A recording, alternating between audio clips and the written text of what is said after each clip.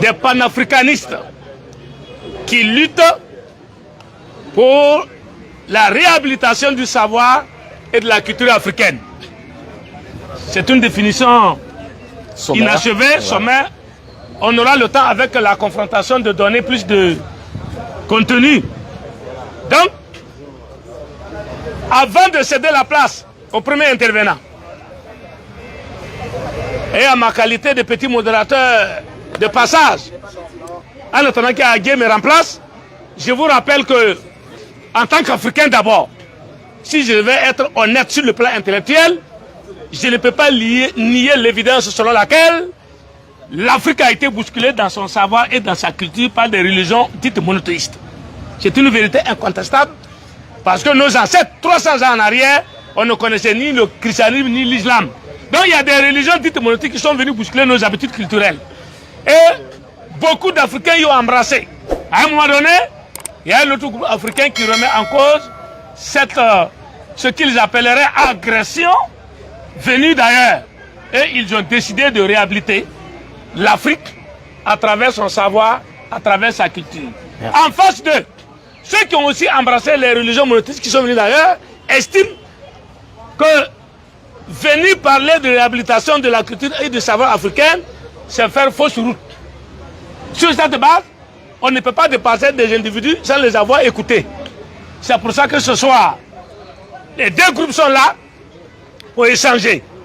Je voudrais rappeler la déontologie de notre espace, la courtoisie, l'acceptation de la différence, c'est-à-dire, je peux ne pas être d'accord avec ce que l'adversaire dit, mais je dois le respecter dans son dire. Le respect aussi du sacré. En Afrique, il y a des propos on ne tient pas en matière de la spiritualité. Par culture. Voilà. Soyez. Donc, vous qui allez écouter d'abord, je connais une partie des débatteurs, dont je suis habitué à eux, sauf le frère qui vient d'arriver, je ne l'ai pas connu, mais je souhaite que ceux qui sont dans l'auditoire gardent son sang-froid, quel qu'en soit ce qu'on dira. Si ça ne te plaît pas, tu te maîtrises. C'est ce qu'on appelle la maîtrise de soi pour pouvoir évoluer. Je voudrais donc vous présenter ce soir les deux débatteurs. Le frère qui est à ma gauche, qui est habillé en tenue africaine, je pourrais appeler ça, c'est un boubou africain. Et la croix. Voilà, et une croix en bas. Il s'appelle le vieux d'Agri Osiris. Il est kémite à vie. C'est lui qui le dit ça. Lui, il est kémite avant sa naissance, pendant sa vie, jusqu'à sa mort. Voilà, il s'appelle Dagri Osiris. Il faut qu'on l'ovationne. Lui. Alors, comme je l'ai dit, voilà. Et dans sa thèse, lui, il estime que sans la réhabilitation du kémitisme, c'est-à-dire de la spiritualité africaine et de la culture africaine, alors le progrès de l'Afrique dont on parle tant n'aura pas lieu. Donc, pour eux, le passage, c'est-à-dire le moyen par lequel le progrès de l'Afrique, dont nous tous nous espérons, ne peut avoir lieu que lorsque nous aurons probablement renoncé aux cultures venues d'ailleurs et réhabilité celles que nos ancêtres ont déposées. Voilà les thèses qu'ils vont défendre. À ma droite, j'ai le frère Kamagaté que je connais. Il fait partie du mouvement qu'on appelle la BAM. C'est un mouvement islamique ou islamiste, parce que la connotation négative, ceux qui ne savent pas, peut donner. C'est des gens qui défendent l'islam, les valeurs de l'islam à travers le Saint-Coran.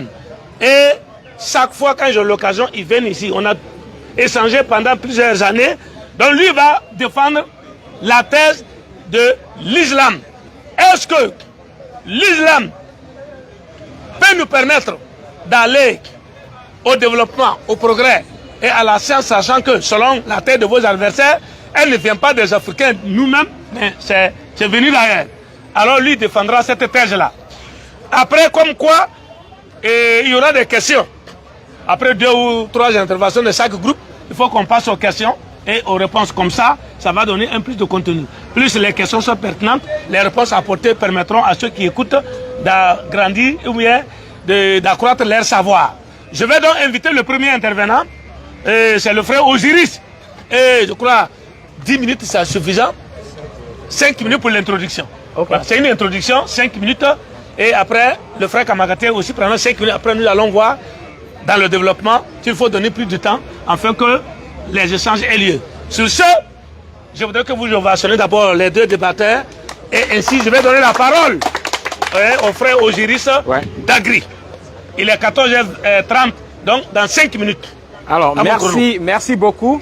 Avant que je ne fasse cette introduction, je ne peux pas partir sans vraiment rendre hommage à nos ancêtres grâce auxquels nous sommes là et que nous allons partager cette bonne nouvelle qu'on appelle l'évangile. Le mot vient du mot grec. Donc je vais me permettre de prendre 1 minute de silence pour mes ancêtres.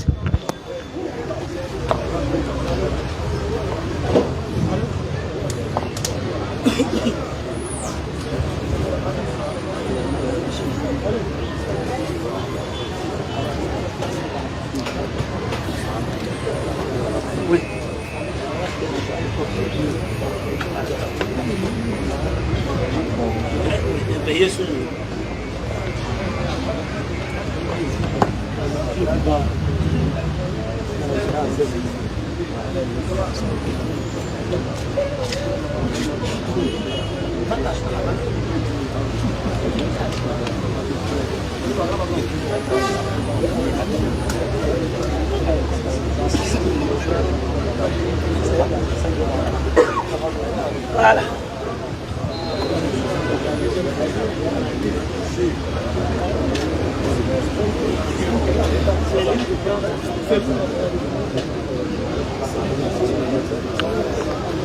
OTEP. OTEP à tous, pour ceux qui ne le sauraient pas, OTEP veut dire la paix. Donc, comme vous pouvez le constater, la question de la paix, c'est une question qui est inhérente à la nature africaine, de l'homme noir. Alors ici, moi le vieux, je voudrais bien partager ce que j'appelle la bonne nouvelle avec vous tous, que vous soyez croyants ou non. Il y a une réalité qui est là, qui est empirique. Et cette réalité empirique, nous disons qu'elle est la seule source de vérité. Même lorsqu'on parle de l'histoire, de l'anthropologie, de l'archéologie, de la botanique, de tout ce qui regroupe le champ de la connaissance, il faut se référer à l'outil scientifique. Et quand on parle de science, on écarte tout ce qui est dogme religieux. Je ne dis pas que la religion n'a pas son rôle à jouer, comme Freud le disait, mais il y a au moins le fait que, quand on parle de science, on a tendance à occulter l'homme noir. Alors, vous comme moi, nous savons que nous sommes dans une région tropicale, où il y a le soleil, où il fait beau vivre. Contrairement à certaines régions où c'est le stress. Nous courons tous pour y aller. Nous pensons que c'est l'hexagone, nous pensons que tout s'y trouve. Pourtant, nous avons tout. Parce que pendant l'invasion étrangère, je parle des Perses, je parle des Occidentaux, je parle des Arabes, il y a eu cette façon de nous traiter comme des animaux qui a fait que notre cerveau a été conditionné. Il y a le frère qui parlait tout à l'heure de psychologie. Chez nous, on parle de flexibilité. Le cerveau a cette capacité de s'adapter. Alors, ce n'est pas parce que vous vous adaptez à une religion qui est à votre détriment et que vous vous sentez bien dans l'apparence que cette religion vous fait en réalité du bien. Alors, la question de savoir le progrès spirituel et culturel repose sur quoi d'abord? Comme disait Cheikh Anta Diop, lorsqu'on parle de progrès, nous, on parle du progrès qui est scientifique, mais qui met en valeur ce que vous avez de propre à vous. Ce que vous avez de propre à vous, c'est le monothéisme. Le monothéisme n'est pas juif, il n'est pas arabe. Le monothéisme est une pratique africaine qui existe il y a longtemps. Mais dans la mentalité archaïque, je mets en griffe, il y avait cette conception de respecter la nature. C'est ce que nous appelons l'écologie. Et notre écologie est fondée essentiellement sur le vitalisme. C'est-à-dire pour nous, les arbres que vous voyez là, il y a une vie biologique, mais il y a aussi une autre dimension de la vie qui fait que cet arbre-là nous permet d'avoir de l'ombre. Et aujourd'hui, la science a démontré que l'arbre, à un certain moment de la journée, prend du gaz carbonique et rejette de l'oxygène. Ainsi de suite. Alors, ce que je veux dire, c'est quoi? C'est que si nous avons des frères, je dis, excusez-moi du terme, les gens n'aiment pas, si nous avons des frères noirs, que nous, en anthropologie, on les appelle des nègres, des négrillons, ou bien des négroïdes, parce que c'est le terme anthropologique pour nous désigner, nous qui avons des cheveux crépus, le nez épaté et cette apparence que vous voyez. Chez nous, on pense que le Messie doit venir d'ailleurs. Et cette idée que le Messie doit venir d'ailleurs a fait qu'aujourd'hui, nous sommes en retard, aussi bien spirituellement qu'intellectuellement. Vous voyez que le scientifique, même quand il est croyant, lorsqu'il va faire la science, parce qu'il croit plus en la science qu'en sa religion, il met carrément tout ce qui est religieux de côté. Donc, si nous voulons remonter à l'origine des sciences de manière générale, c'est ce que nous, on a en épistémologie, on appelle l'histoire de la science, nous comprenons que le premier scientifique dans l'histoire de l'humanité, c'était un nègre. Pourquoi est-ce qu'on revient là-dessus? C'est pour dire à nos frères et sœurs, les jeunes gens, qu'on n'a aucun complexe à se faire de savoir que parce que c'est le blanc, donc il est censé être plus intelligent que nous. Parce qu'il est arabe, il est censé connaître Dieu que nous. Vous comprenez? D'ailleurs, l'islam, tout le monde le sait, ce n'est pas une religion africaine. Certes, il y a quelques petites tricheries, des petits plagiats qui ont été faits, mais les bases même de l'islam ne sont pas africaines.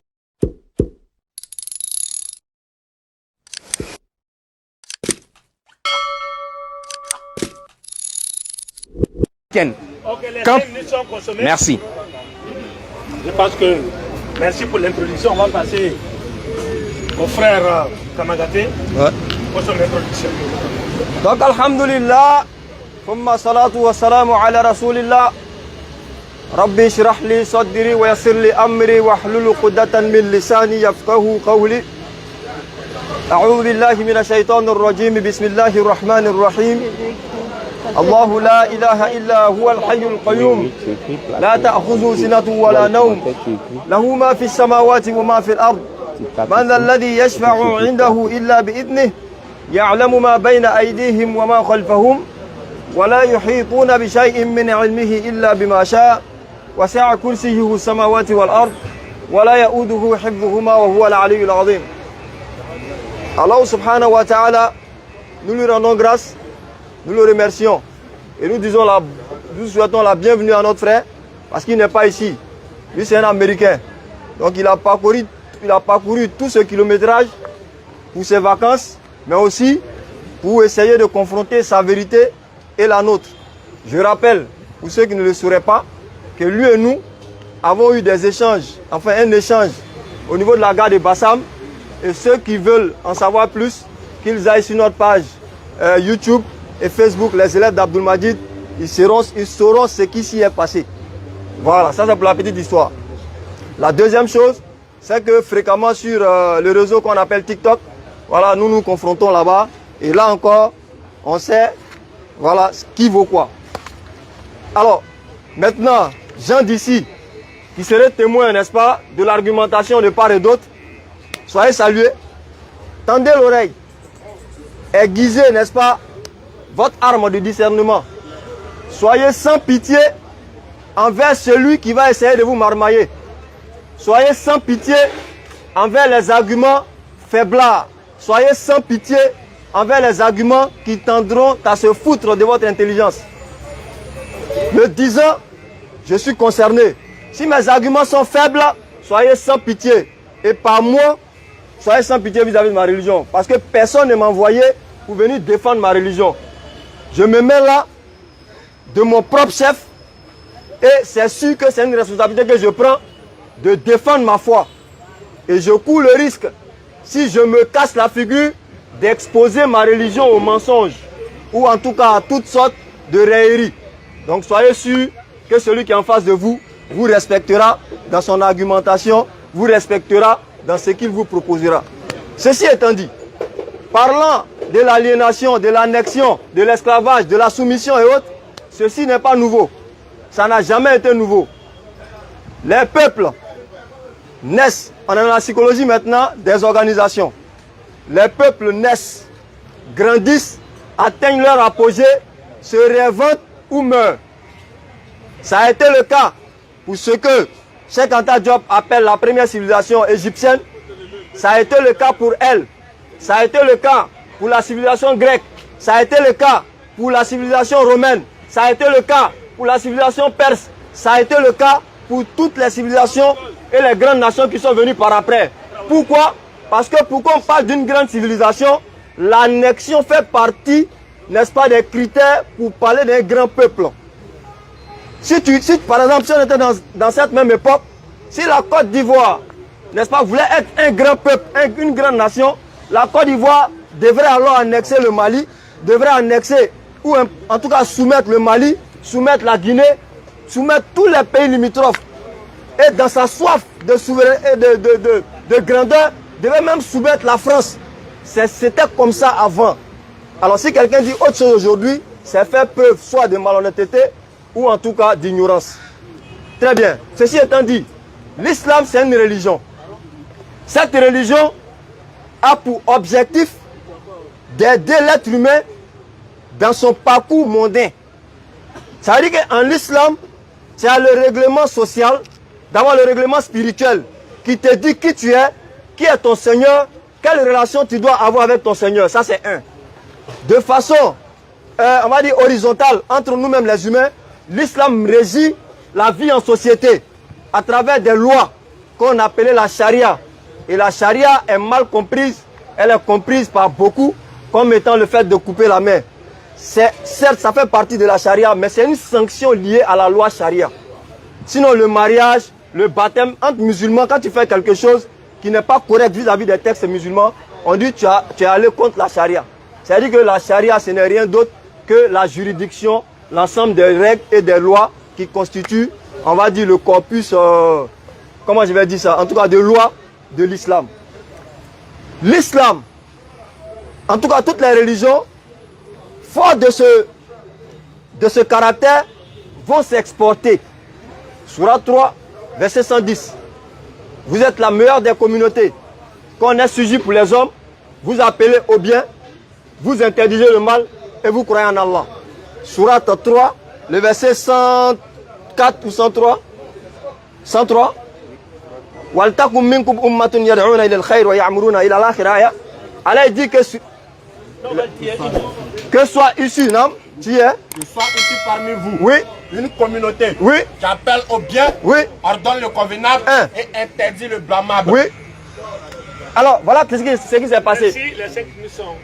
Merci Bon, beaucoup. il a fait exactement 5 minutes 52 secondes. C'est pas grave. Tu me préviens. fait 29 minutes, je t'ai mis, tu as fait... Il est compliqué, hein. Donc, c'est un Américain. Non, Donc, Non, c'est rien, c'est rien, c'est rien. Non, je plaisante là quand même. Salam, Quoi, c'est quand que je même. préviens-moi au moins 2 minutes comme ça, Avant. ou bien 3 minutes. Voilà. On va rentrer dans les 10 minutes. Tu me préviens. Voilà, ok, d'accord. Je lève le doigt, ça veut dire que c'est 2 minutes. D'accord. Ok. Ça, vous avez le temps de faire les... Oui, Donc, oui. on va passer à la deuxième. Ouais, Partie, 10 le minutes, développement. Bien, pour le développement un peu plus approfondi, 10 minutes c'est bon. Ok. Comme départ, M. Osiris. Il est Alors. 51, Oui. donc, à 51. Ok, super. Merci beaucoup. Alors, le frère a touché un point. Bon, enfin, il a flirté avec ça. Voilà, c'est ce que chez nous, il faut être méticuleux. Vous savez, quand on parle de science et qu'on parle même de culture africaine, en fait, c'est cette précision-là qui a manqué à beaucoup de notre génération. Voilà pourquoi on a négligé ce que nos ancêtres ont pratiqué. Vous savez, s'il y avait quelqu'un à la craie ici, je vais juste démontrer un petit Salam, truc. la craie. Bon, je vais dire ça à l'oral parce que j'ai pas assez de temps. Alors, vous vous rappelez du théorème de Pythagore. On dit théorème dit de Pythagore. Alors, le théorème de Pythagore dit quoi? Dans un triangle rectangle, qu'est-ce qu'un triangle rectangle? Le triangle qui est là, il est rectangle parce qu'il a un angle droit. N'est-ce pas? Alors, pour savoir la mesure d'ici, il faut mettre ici A par exemple, B et C. Pour trouver C, il faut faire A carré plus B carré. Plus B carré égale à C carré, n'est-ce pas? Et quand Pythagore est venu en Égypte, vous savez qui lui a appris ça? C'était des nègres comme vous et moi. Mais qu'est-ce qui s'est passé? Ce qui s'est passé, c'est que, et c'est pas moi qui le dis, c'est pas un nègre qui a écrit ça, c'est son suiveur. Vous savez, les grands savants là, ils avaient des élèves qui les suivaient. Il s'appelle Porphyre. C'est lui qui a écrit comment les nègres égyptiens, les prêtres du savoir mathématique égyptien, lui ont appris à faire le calcul, ce que les Égyptiens connaissaient environ 4000 ans. Donc, vous voyez déjà, ça c'est juste un aspect, hein, mais je vous invite à consulter le papyrus Rhind, le papyrus de Rhind. Là-bas se trouvent des formules mathématiques dont vous n'avez pas idée. Et ce sont des nègres. Où on a trouvé ça, c'est pas en Grèce. Vous comprenez? On est ici pour exposer quoi? Pour mettre en valeur ce que nos ancêtres savaient faire. Mettons même l'aspect spirituel un peu de côté, ça sera de la philosophie. Mais ce que nos ancêtres savaient faire, qui nous a été spolié, qui nous a été arraché, dans le but de nous réduire. Alors, il a parlé de Cheikh Anta Diop, je vois quelques livres, j'aimerais bien qu'il lise ça de manière sérieuse et épistémologique. Mais qu'est-ce que Cheikh Anta Diop dit dans Nation Nègre et Culture? De quoi il parle? À la page 23, je vais vous lire un truc qui est très important. Lui qui, on dit qu'il était musulman, mais qui était mouride. Je lis ceci, je cite. Mais comprenons-nous bien, je tiens à dire que je ne fais aucune allusion à la véracité de la religion musulmane ou chrétienne.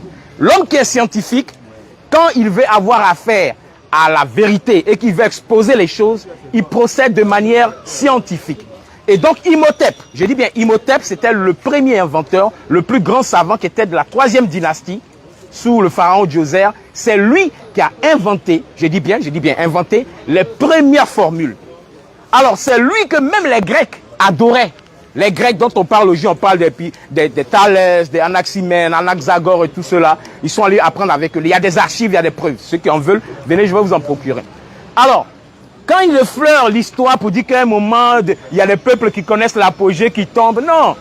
L'apogée de nos ancêtres, d'abord, ça vient de la Nubie. Et la Nubie a été connectée avec l'intérieur de l'Afrique. Cheikh Anta Diop a fait la datation du désert où on a trouvé des poteries. Donc 7000 ans, hein, 7000 ans. Le peuple juif existe, ça fait un rappel peut-être maintenant 3000 ans. Si on veut ajouter avant et après Jésus. D'accord? Mais ce peuple-là, ils ne sont que le résultat d'un métissage. On ne va pas rentrer dans des considérations trop techniques, je vais vous épargner ça.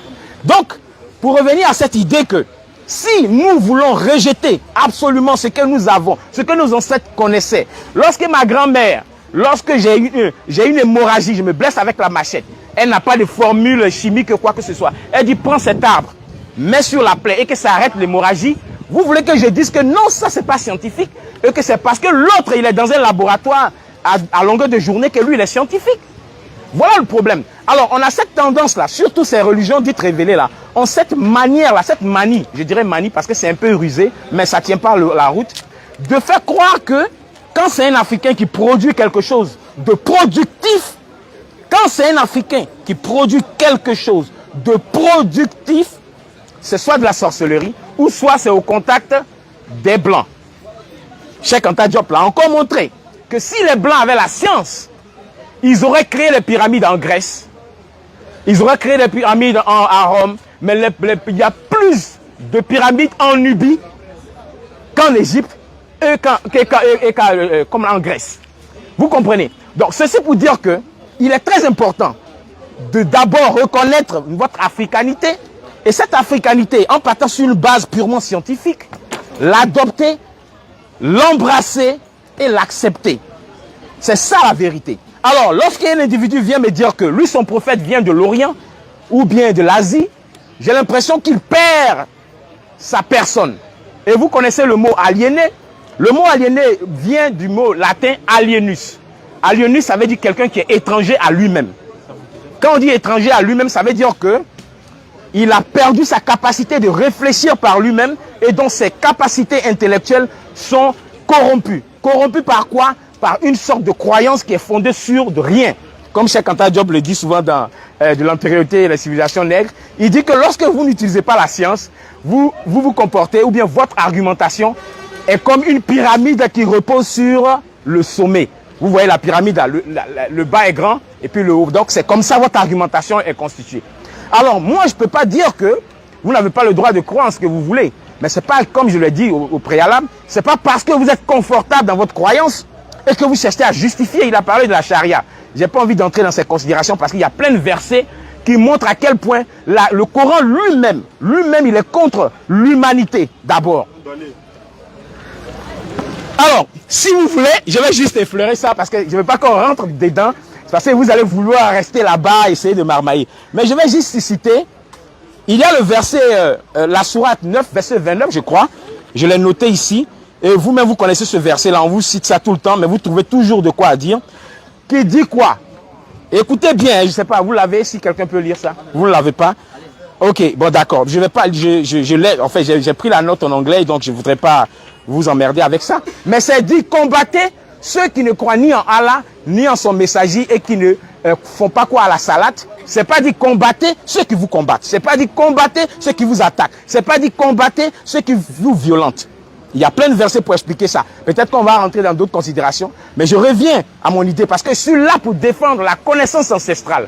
Cette épistémologie, cette connaissance qui a fait qu'aujourd'hui, nous, quand nous sortons, nous allons ailleurs, je le dis haut et fort, j'ai la fierté d'être nègre, d'avoir des cheveux crépus, un nez épaté et d'être noir. Parce qu'aujourd'hui, même les hommes aujourd'hui se dépigmentent pour ressembler à l'homme blanc. Et ceux qui se dépigmentent, ça c'est physique. Mais ceux qui veulent parler la langue du colonisateur, la langue de celui qui a violé leur grand-mère, leur arrière-grand-mère, pour se l'attribuer. Et c'est contre ça que nous combattons. Donc, si aujourd'hui, nous sommes, s'il reste une minute, vous me dites, hein, parce que, voilà, alors, si aujourd'hui, nous sommes perdus et que nous sommes, merci, nous sommes dans cette souffrance psychologique, parce que vous connaissez le syndrome de Stockholm, c'est-à-dire que le gars qui a agressé là, il finit par tomber amoureux de celui qui l'agresse. Vous voyez un peu. Donc c'est à peu près la même chose. Aujourd'hui, quand on lit Maurice Claudel dans la chronique où il fait les invasions, les premières invasions arabes dans l'Ifriqiya, il t'explique comment on décapitait les gens qui refusaient l'islam. Et ça, c'est les faits historiques. Je ne parle pas du Coran, croyance. Hein. Faits historiques écrits par des Arabes eux-mêmes. Je n'ai pas le livre ici, mais je vous envoie les premières invasions arabes dans l'Ifriqiya de Maurice Claudel. Ce n'est pas lui qui l'a rédigé, il a pris les rapports de ceux qui suivaient. Parce que quand les gens vont en guerre dans le temps, merci, quand les gens vont en guerre dans le temps, qu'est-ce qui se passe? C'est qu'il y a des gens qui sont avec eux, qui chantent, il y en a qui écrivent les épopées et tout ça, celui-là il a fait ça. Donc c'est ça qui a été recueilli. Donc historiquement parlant, on n'a pas besoin d'islam. Et puis d'ailleurs, pour finir par ce point, est-ce que le sens commun, là, les êtres humains n'ont pas ça? Est-ce que qui ici ne sait pas qu'il ne faut pas tuer son prochain, il ne faut pas voler, il ne faut pas mentir? Encore que ceux qui croient en ça font pire que ceux qui ne croient pas en ça. Vous comprenez? Donc il est important quand même, lorsqu'on veut parler d'une réhabilitation ou bien de la considération spirituelle que nos ancêtres ont, il faut se mettre à genoux pour respecter ça. Je pense que nos ancêtres ont fait plus que l'islam et Allah et Jésus, tout ça ont fait. Et ça, je le dis sur la base des faits scientifiques. Parce que les religions ont échoué partout où aujourd'hui la science a réussi. Merci. Merci. Les 10 minutes sont consommées. Nous allons passer au frère Kamagaté. Vraiment, il y a tellement à manger, à boire, je ne sais pas par où commencer. Bon, j'ai fait 9 minutes. C'est aussi ça les conséquences de trop lire. Tu as Grenade, bon, Grenade intellectuelle. Tu as Grenade qui est déjà dégoupillé, il y a lance-roquette. Bon, tu ne sais pas quoi tu apprends pour l'anéantir.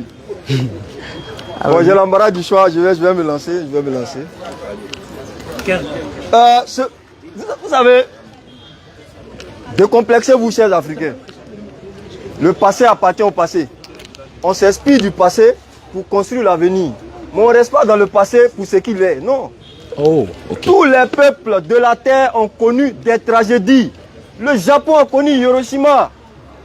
Pardon, la bombe nucléaire à Hiroshima. Mais aujourd'hui, le Japon est où? Il y a quelques années en arrière, quand on était encore primaire, on nous disait que, je ne sais pas c'est quel pays asiatique là, on nous disait qu'on avait le même niveau de développement. Corée du Sud, je ne sais pas quoi. Mais aujourd'hui, là, c'est Samsung et autres, là. C'est là-bas on achète pour envoyer. Nous, on n'a même pas encore fabriqué aiguille. Vous savez, je vais vous expliquer une chose. Quand on est dans la vie, on nous a tous mis à l'école. Il y a quelqu'un qui a pris, pas forcément qu'il était plus intelligent que toi, hein, mais il a pris vraiment le peu qu'il avait au sérieux. Il s'est concentré au soir de vos vies, en tout cas au rendez-vous, de là où on va savoir qui est qui. Celui qui n'a rien foutu là, on lui a tout donné, il n'a rien foutu, il va toujours accuser ses parents. Il va toujours accuser ses parents, ou bien il va accuser un oncle. Ok, c'est kémite soi-disant. Je rappelle qu'on est tous kémites. Hein. Dans le sens où ma peau là, il ne peut pas changer. C'est noir, tout le monde voit. Je veux pas, c'est noir. Mes cheveux, c'est parce que j'ai enlevé. Je veux pas, c'est crépus. Donc je suis kémite. Maintenant, là où je ne suis pas d'accord avec eux, c'est de prendre, même avec les Blancs, les Arabes, tous ceux qui résument, n'est-ce pas, l'humanité à la race, pour moi, ce sont des écervelés. Ce sont des écervelés. Non. Tu vas prendre le verset 22. Oui. Et parmi ces signes, oui, la création des cieux et de la terre. oui, la variété de vos idiomes Oui. et de vos couleurs. Oui. Il y a en cela des preuves Oui. pour les savants. C'est simple. Maintenant, on va lire. Ils disent que les Africains, on les a mis en esclavage. L'islam est violent. Mamie, loto. Le langage nous a évolué derrière toi, chien. Ça fait partie de nos façons de parler. Alors, je lis ici le livre de Cheikh Anta Diop, qu'il a cité. Avant de rentrer dans l'antériorité, je vais prendre le livre qu'il a écrit en premier. Tout simplement. Je prends Nation Nègre et Culture. Il y en a, ils se disent Kémit, ou à la Bible. Non, on a lu ça. Et il n'y a rien dedans. Cheikh Anta Diop, déjà à la page 23, va te dire quoi. Il dit, cet ouvrage n'est pas une invention sur les questions données. Quiconque voudra se servir du marxisme comme guide d'action sur le terrain africain arrivera sensiblement aux mêmes conclusions. Mais comprenons-nous bien. Cheikh Anta Diop te parle à la page 23, prends ton livre. Comprenons-nous bien. Je tiens à dire, et je ne fais aucune allusion à la véracité de la religion musulmane ou chrétienne. Je pense que tout Africain sérieux qui veut être efficace dans son pays à l'heure actuelle évitera de se livrer à des critiques religieuses. La religion est une affaire personnelle. Ici, il est question uniquement des problèmes concrets qui doivent être résolus pour que chaque croyant puisse pratiquer librement sa religion dans des conditions matérielles meilleures. Je m'arrête là, fin de citation. Alors, qu'il soit clair, pour Cheikh Anta Diop, déjà le livre est écrit en 1954 et je crois qu'il est réécrit encore en 1956. Dans la préface, Cheikh Anta Diop est clair. On est dans un contexte. Oui, l'Afrique est sous le joug, n'est-ce pas, des Occidentaux. L'Afrique veut se libérer. Alors les intellectuels africains qui sont allés prouver au-delà de l'Afrique qu'ils en ont par là et par là, vont montrer à travers leurs écrits et leurs éruditions qu'ils sont tout aussi intelligents que les Blancs et qu'il n'y a aucune raison pour que l'Africain qui croit que le Blanc est supérieur à lui puisse se défaire de cette pensée-là et propulser, n'est-ce pas, son développement, impulser ce qui doit, n'est-ce pas, faire de lui un grand peuple. C'était l'objectif de Cheikh Anta Diop. Et je n'aimerais pas étaler ici sa biographie, les frustrations qu'il a eu à vivre dans son pays, plus tard quand il va étudier, n'est-ce pas, au quartier latin et autres, avec les autres intellectuels, Théophile Benga et autres. Ce sont des gens qui essaient de veiller nos consciences. À la base, ce n'est pas une lutte religieuse. Déjà, cette lutte-là commence dans les années 1800. Ça commence dans les années 1800 avec les Delany, et avec d'autres Webb. Ça, c'est les auteurs. Webb Dubois. Webb Dubois. Je vois que tu fais tes cours, c'est bien. Webb Dubois et autres. Donc, ce sont les personnes intellectuelles qui ont commencé à retracer, parce que je vous explique le contexte. Voilà mon problème. Quand je me mets à aborder un thème, quand c'est simple, j'ai tendance à faire des digressions, parce que je me dis, je vais parler de quelque chose que les gens ne vont pas comprendre. Alors, souffrez. Ces personnes-là souffrent. Ils sont sous, n'est-ce pas, la domination des Américains qui sont venus les prendre ici pour les déporter. Et une fois là-bas, il y en a qui disent non, ce n'est pas des humains. Et ils ont commencé, tout le monde a retracé, n'est-ce pas, son origine à partir de l'Afrique. Les Romains, les Grecs, et tout le monde dit que c'est l'Égypte, c'est eux qui ont fait la civilisation, la grande civilisation antique égyptienne. Alors eux, les intellectuels américains noirs, vont commencer à montrer que c'était les Noirs qui étaient là-bas. D'abord, ça commence avec la table des nations, qui essaie d'établir un lien entre les Noirs et les Égyptiens. Ensuite, les Delany et autres vont écrire, n'est-ce pas, des livres pour prouver que cette civilisation était noire. Depuis 1848, pour certains, c'est Cheikh Anta Diop qui commence ça. Non, depuis 1800. Alors, Cheikh Anta Diop a dit cela.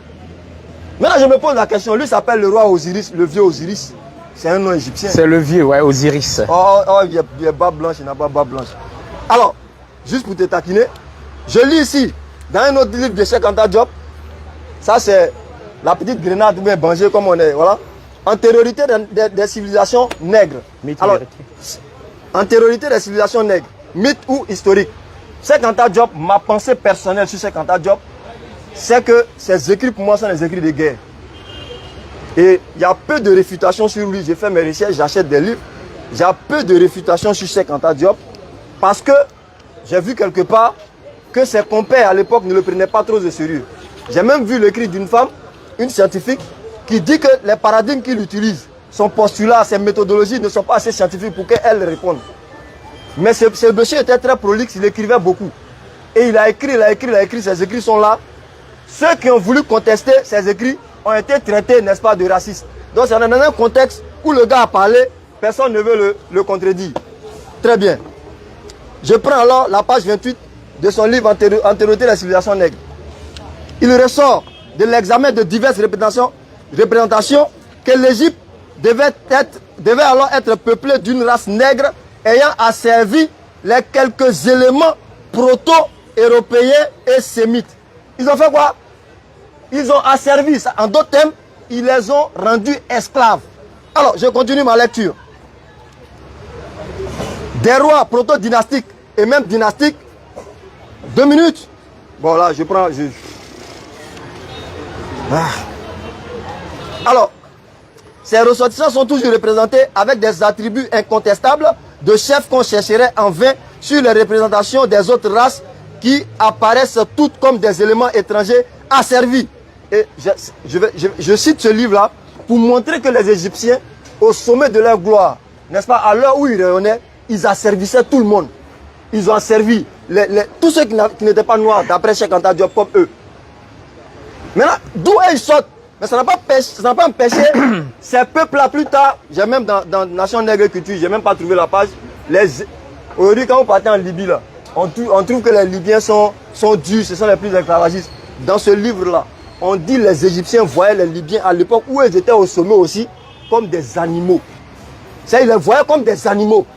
Bon, si un fils de Libyen lit ça, aujourd'hui vous partez traverser chez lui, est-ce qu'il ne va pas vous retourner? Le racisme, ce sont les Noirs. Si tant est que c'est eux qui étaient en Égypte, ce sont eux et bel et bien eux qui ont envoyé le racisme, qui ont envoyé l'esclavagisme. Mais si on subit aujourd'hui, si on a subi même, on passe à autre chose, on essaie de comprendre, n'est-ce pas, les choses pour se développer. Tous les peuples que vous connaissez sur Terre ont subi l'esclavage. C'est les Éthiopiens, quand on nous dit qu'ils n'ont pas subi, n'est-ce pas, qu'ils n'ont pas subi de domination. Mais les chercheurs te diront que les Blancs qui sont en Éthiopie là, en réalité, ils n'ont pas annexé pour annexer, se sont confondus. Eux aussi, ils ont été colonisés, ils ont été annexés. Mais aujourd'hui, tous ces pays-là sont où?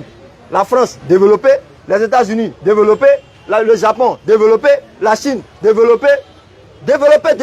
Il n'y a que nous pour pleurer sur un sort dont on n'est même pas témoin.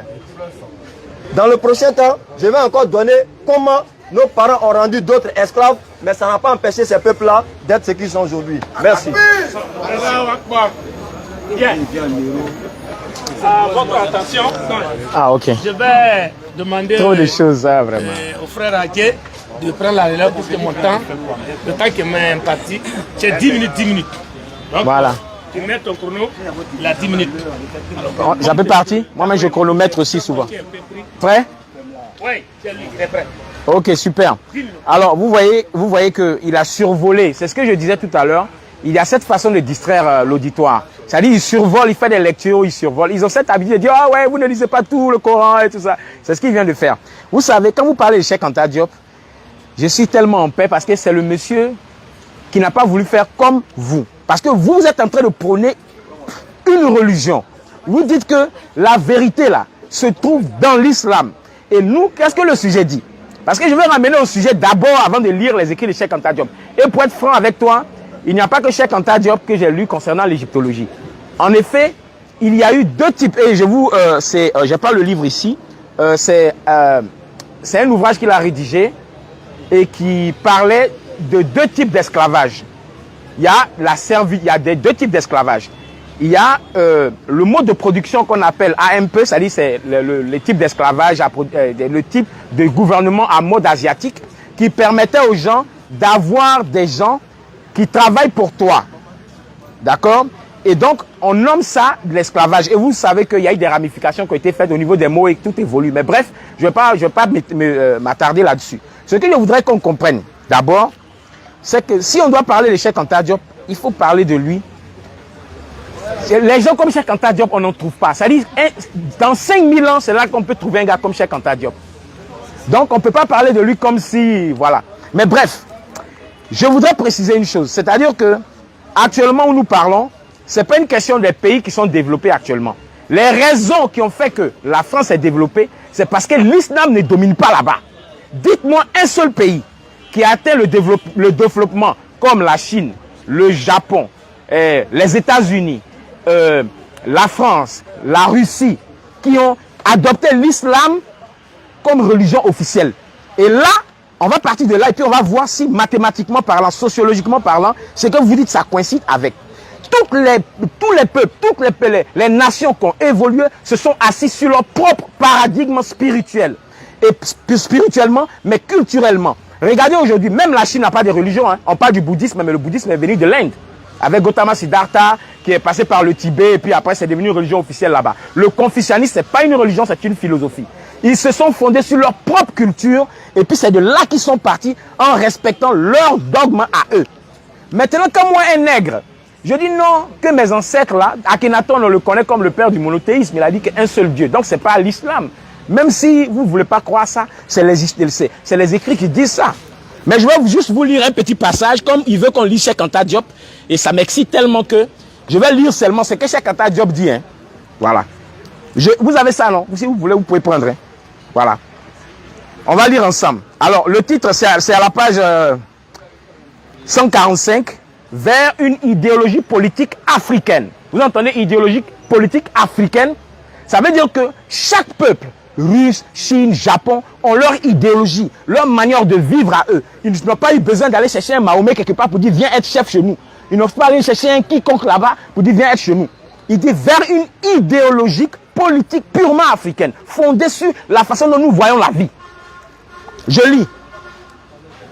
L'objectif numéro 1, dans la lutte d'indépendance nationale, quand il dit indépendance nationale, il ne parle pas d'un seul pays, parce qu'il croyait aux États-Unis d'Afrique. Pour lui, c'est ce qui va commencer chez Théophile Obenga, merci de l'avoir cité, était dans la même logique, la même rédigé un pamphlet là-dessus, qui est très intéressant. Donc je continue. Dans la lutte d'indépendance nationale que nous menons et que tout peuple opprimé doit mener.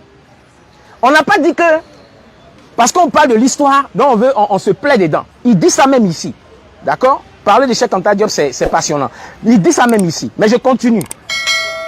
Sa disparition totale est de provoquer la prise de conscience de tous les Africains de l'Afrique noire. Voici la partie qui est intéressante. Nous entendons par prise de conscience le travail d'avant-garde qui amènera chaque Africain depuis le Sahara jusqu'au Cap, depuis le citadin, ouvrier, artisan, notable, fonctionnaire, musicien, qui vous voulez, jusqu'aux paysans, depuis le musulman jusqu'aux chrétiens, en passant par les disciples des religions paléo-négritiques à réaliser. Donc, quand vous regardez cette lecture de quelqu'un qu'on dit qu'il serait musulman ou quoi, vous comprenez que Cheikh Anta Diop, ce n'est pas une petite tête. Hein. Il a battu le monde entier dans ce qu'il fait. Donc, ce n'est pas quelqu'un on cite comme ça, voilà, non. Moi, j'ai dit qu'il était meilleur philosophe que Descartes. Celui qui veut encore un débat là-dessus, il vient, voilà. Il était un meilleur philosophe que Hegel. On les étudie ici dans nos universités, pourtant ils ne sont rien devant nos savants. Bref, et c'est ça notre combat en fait. Parce que ce n'est pas de dire que parce qu'on parle de l'histoire, on se complaît là-dedans à parler de ça. Non. Si aujourd'hui nous nous trouvons ici, c'est parce que nous avons la possibilité de nous exprimer. Donc, quand vous lisez ce qui est écrit ici, et que Cheikh Anta Diop lui-même il précise que l'islam c'est une religion des musulmans, et encore, là, peut-être je vais convenir avec vous, qu'il dit même que, comme nous sommes habitués à, comment dirais-je, à la religion musulmane, ce qu'il est mieux de faire, et ça, je vais être honnête, c'est le mouridisme. Parce que pour lui, on est déjà musulman, on s'est déjà habitué à ça. Le mouridisme, c'est la forme réformée de l'islam. Et cette forme réformée de l'islam va nous permettre non seulement de puiser dans notre tradition, l'embrasser totalement, mais prendre un peu de ce qui est là-bas. Voilà le seul point sur lequel je suis en désaccord avec cette pensée, elle n'est pas scientifique, c'est une opinion qu'il a émise. Mais en dehors de ça, Cheikh Anta Diop a fait plus l'apologie des traditions africaines, de la culture africaine, de l'unité africaine, que de l'islam. Il va falloir que vous me montriez le contraire. Et donc quand je parle de Cheikh Anta Diop, ce n'est pas pour dire qu'on le divinise, mais il est à diviniser. Les gens comme lui, on n'en trouve pas. Ça, c'est le deuxième point. Maintenant, revenons à cette histoire-là. Si vous dites que la France, l'Angleterre sont développées et nous, on reste encore dans le passé, vous pensez que la France s'est développée comment? En prenant nos noix ici pour aller. Vous savez pourquoi la France n'est pas une colonie allemande? C'est parce qu'il y a eu nos parents, les tirailleurs, là, ce qu'on appelle tirailleurs. Lisez l'histoire. Comment il s'appelle? Jean-Paul Sartre a écrit dessus, quand il parle de la liberté. Et dans la nausée, lisez, vous allez voir. Il parle de ça. que les Allemands allaient. Et c'est justement ça. Maintenant, parlons de l'esclavage en Égypte. Parce que c'est très complexe. Je ne vais pas tout dire, je ne vais pas donner trop de détails maintenant. Quand on parle d'esclavage, il y a deux termes en fait en égyptien ancien qui existent pour dire serviteur. On a bak, d'accord, et puis on a sek. Le mot sek veut dire blessé des guerres. Quand vous allez en guerre là, ceux qui sont blessés là, vous les prenez, vous les emmenez chez vous, vous les soignez et ils deviennent des gens qui travaillent pour vous. Mais eux, ils étaient payés. Merci monsieur. Ils étaient payés, ils étaient entretenus. Les archives sont là. Ce n'est pas un messie qui est venu nous dire « j'ai vu un rêve ». Les écrits sont là. Quand on a déchiffré les hiéroglyphes, ça là, les témoins, même les blancs eux-mêmes, Serge Sonoran, le clan, les grands égyptologues ont dit oui, les noirs là, c'était eux. Donc quand on parle de ça, vous vous plaignez. Ah, quand c'est les blancs qui font, là c'est bien, oh ils sont bien. Mais quand un nègre a fait quelque chose, la dernière fois au débat là, j'ai cité une invention, j'ai dit le téléphone, quelqu'un m'a dit, ben, tu utilises le téléphone, il dit, mais le premier téléphone là, la formule là, c'est un nègre qui l'a fait, ça a commencé à rigoler, ouais. Il dit, ouais, cultivons-nous. Donc c'est pas en nous fondant sur une quelconque religion, je ne vais pas parler de l'islam particulièrement, mais vous savez de quoi je parle, que nous allons sortir l'Afrique de cet engrenage là. Parce que nous sommes emprisonnés dans une croyance qui est sans précédent. Donc, pour être plus clair, en parlant de ce qui peut libérer, ce qui peut faire que l'Afrique avance, c'est que nous-mêmes, à partir de ce que nous avons créé, parce que vous savez, je prends les deux aspects là, et puis peut-être le plus tard, s'il y a des questions, je vais revenir là-dessus, c'est qu'en Afrique, c'était les femmes, c'est elles qui décident. Mais en islam, c'est l'homme le chef, l'homme alpha, c'est lui qui s'impose. En Afrique, c'était le matriarcat. Ça s'explique anthropologiquement. Mais comme ces peuples-là, les juifs, les hébreux qui sont venus là, ils ont dit, mais ils arrivent en Égypte, ils disent, mais les femmes sont des propriétaires des terres, elles sont des boss. Ils disent, mais c'est quoi tout ça? Mais comment les femmes peuvent diriger? Ils sont étonnés. Et on leur dit que ces femmes que vous voyez là, c'est parce qu'elles restent à la maison, elles travaillent, c'est elles qui nous donnent des idées, c'est elles qui communiquent avec le divin. Et c'est ce qui fait qu'aujourd'hui, nous sommes capables de faire ce qu'on fait. Apparemment, il faut te calmer. Bon, vas-y. Toi, c'est quoi? Lui, c'est quoi il fait? Lui, quand il vient, c'est tout, quoi. Viens, tu as gâté. Non, ça va, allez-y. Allez-y, moi, c'est les arguments que je veux. Il n'y a pas de problème, vas-y. Faut parler. Non, allez-y, ça fait rien, allez-y. Ok, alhamdoulilah. Souma salatu wa salam ala rasulillah. Désolé, hein, c'est parce que ma gorge me démangeait trop. Voilà, comme il restait quelques secondes, j'ai dit Joe, il est l'heure, il faut boucler. Voilà. Le thème c'est entre l'islam et le kémitisme, qui provoque le retard de l'Afrique? Voilà le sujet qui nous amène ici. Qui provoque le retard de l'Afrique? Nous remercions déjà le frère Osiris, le vieux Osiris, qui a emprunté le tout premier avion fabriqué par un nègre pour l'amener en Côte d'Ivoire. Bonne arrivée. Parce que l'avion qu'il a emprunté là, c'est un nègre qui a conçu ça. N'est-ce pas mon frère? Je dois y répondre? Ah non, je sais pas. Ah, ok, donc vous voyez, donc nous le remercions déjà pour avoir emprunté l'avion fabriqué par le tout premier nègre qu'il a envoyé en Afrique, ici en Côte d'Ivoire. Vraiment, nous remercions les nègres pour cette invention volatile, si j'ose m'exprimer ainsi. Nous remercions également le frère Osiris d'avoir bâti l'Afrique aux États-Unis et d'y demeurer en délaissant l'Afrique et juste venir passer les vacances et puis retourner dans le beurre. Ce qu'il doit comprendre, c'est que l'islam a permis à l'Afrique de bouger de plus d'un cran. Il veut rentrer dans des histoires de sciences, etc., etc. Qu'ils nous disent quelle est la toute première invention de l'Égypte antique qu'on a utilisée aujourd'hui sans apporter de modifications. Non, écoute-moi, je n'ai pas encore fini. Je prends la question. Voilà. Il va nous montrer ce que les Égyptiens ont fabriqué. Et puis, aucun scientifique n'a apporté un élément de retouche ou de surplus qu'on est en train de... On est dedans, on bouge avec. Il va nous donner ce nom-là et puis l'enjeu. Déjà, il faut qu'ils comprennent. Nous, en tant que musulmans, l'islam nous a permis de pouvoir donner le droit de tout un chacun. L'islam n'a jamais valorisé ou prôné l'esclavage. Jamais. Surat 49. Le verset 13. Voici le cœur. C'est-à-dire, en fait, toute personne qui étudie l'histoire de l'islam, Oh homme. et puis qui vient dire que oui, l'islam prône l'esclavage, c'est que tu n'as pas lu ça. Si tu vois un musulman qui est esclavagiste, c'est un hypocrite. Oh homme. Bismillah.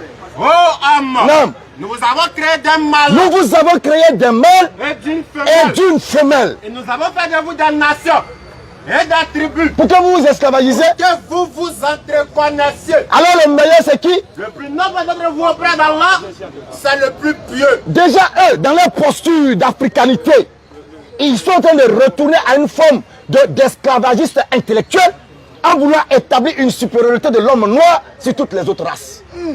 Et ça, l'islam dit non. L'islam dit non. N'essayez pas, parce que vous avez condamné ça. Vous dites que les blancs ont fait ça. Vous dites que tel a fait ça. Mais vous êtes dans une autre position pour nous ramener dans une autre forme de supériorité que vous voulez établir. Soit 32 verset 22. Avant que tu ne bouges, Cheikh Anta Diop, il a lu tout à l'heure, j'ai aimé. J'ai cru qu'il allait me dire que Cheikh Anta Diop, il a parlé d'unité africaine. Qu'ils nous disent où se trouve l'unité spirituelle de l'Afrique.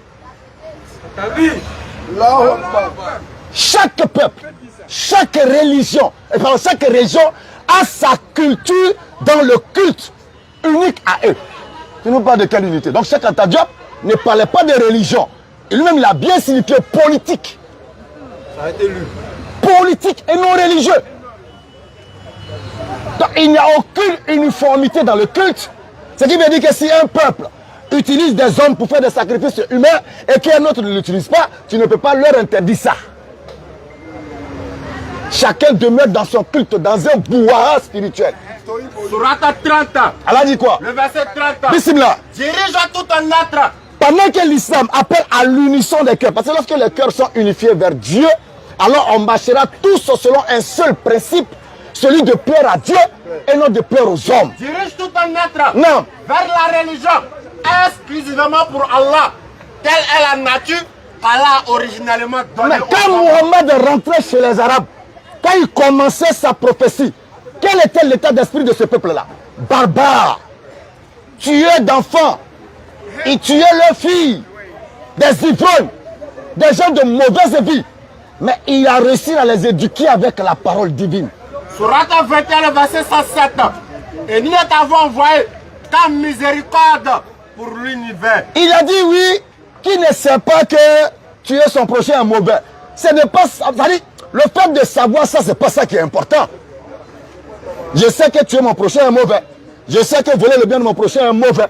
Mais le plus important ici, c'est de savoir qui est-ce qui a permis que tu sois là.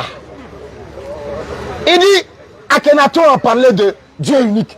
Après avoir fait quoi? Un coup d'état sur Amon-Ra. Un coup d'état de Dieu. Ça veut dire qu'Akhenaton a parlé. Est-ce que autant d'Amon a parlé de Dieu unique? Alors que Mahat, la déesse, était une autre divinité. C'est Akhenaton qui vient faire un coup d'état spirituel pour établir le monothéisme spirituel. Et quand on l'a dit, et quand on l'a dit, non. Suivez ce qu'Allah a fait descendre. Suivez ce qu'Allah a fait descendre. Ils disent quoi? Non. Non. Mais nous suivrons la coutume de nos ancêtres. Mais et quoi? Quoi?